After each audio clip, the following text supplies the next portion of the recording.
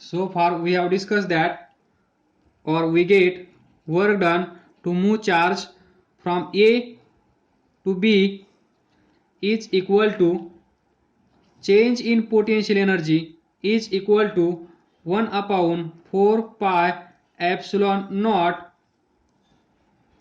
हा source charge हा small q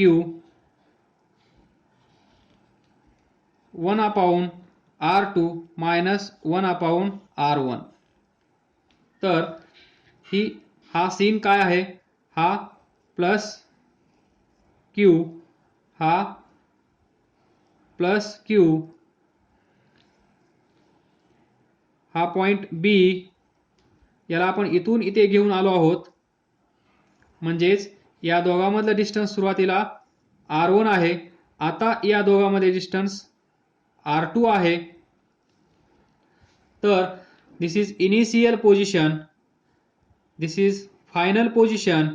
तर इथे असेल इनिशियल पोटेन्शियल एनर्जी, इथे आल्यानंतर असेल final potential energy.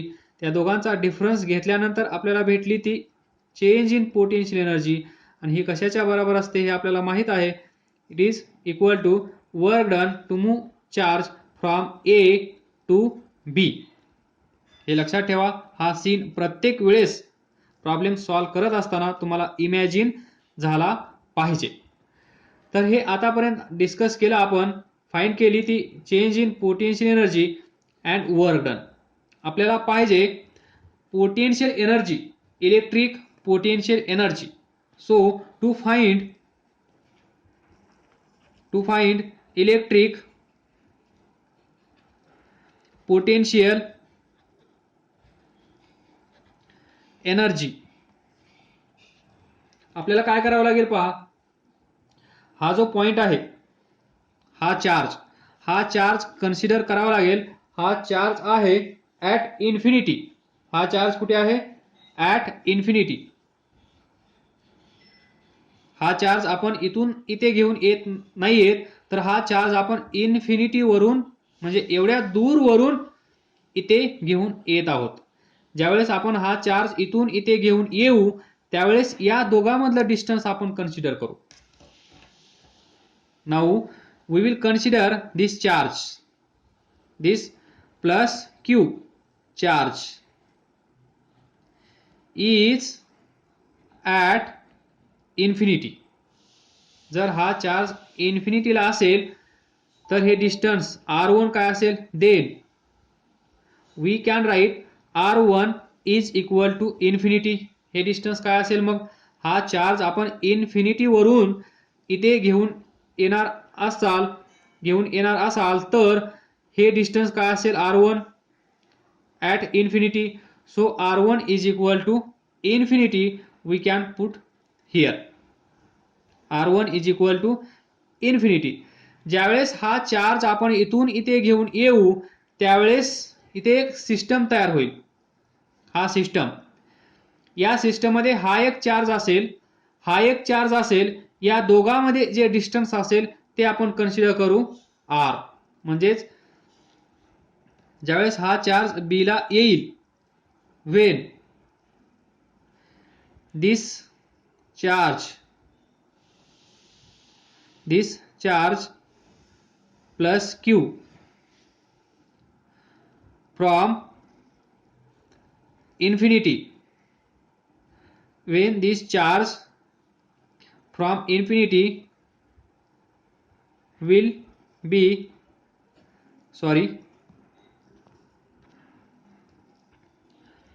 do change here, when this charge plus q is, इथे ऍड करा, is taken from infinity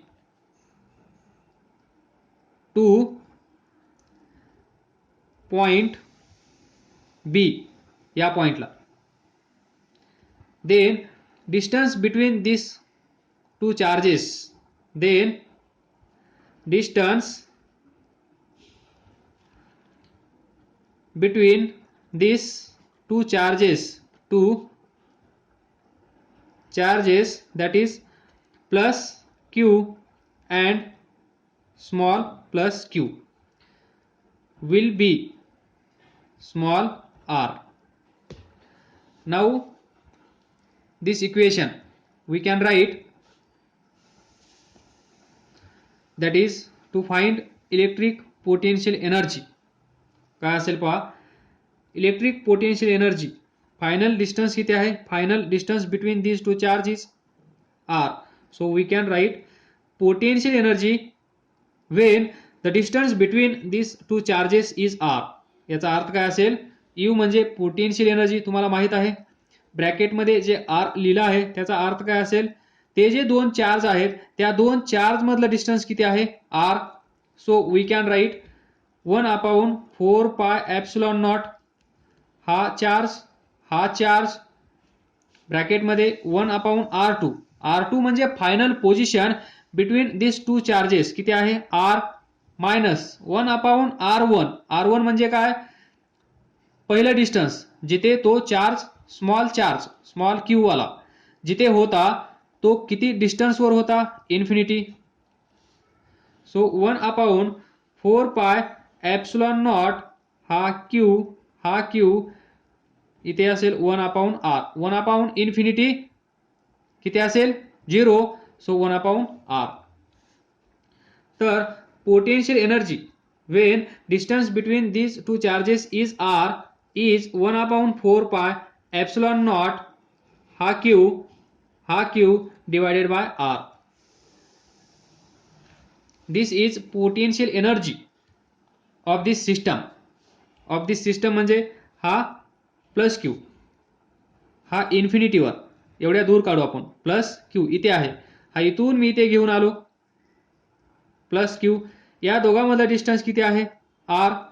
म्हणजे याला इथं घेऊन आल्यानंतर हा एक सिस्टम तयार झाला आणि या सिस्टमची पोटेन्शियल एनर्जी किती असेल, दिस.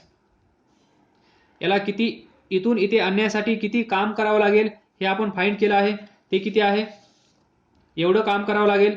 त्याला r1 टू r2 घेऊन येण्यासाठी एवढं काम करावं लागेल, म्हणजेच इन्फिनिटी असेल, r1 इन्फिनिटी असेल तर इन्फिनिटी वरून r2 ला घेऊन येण्यासाठी आपल्याला एवढं काम करावं लागेल.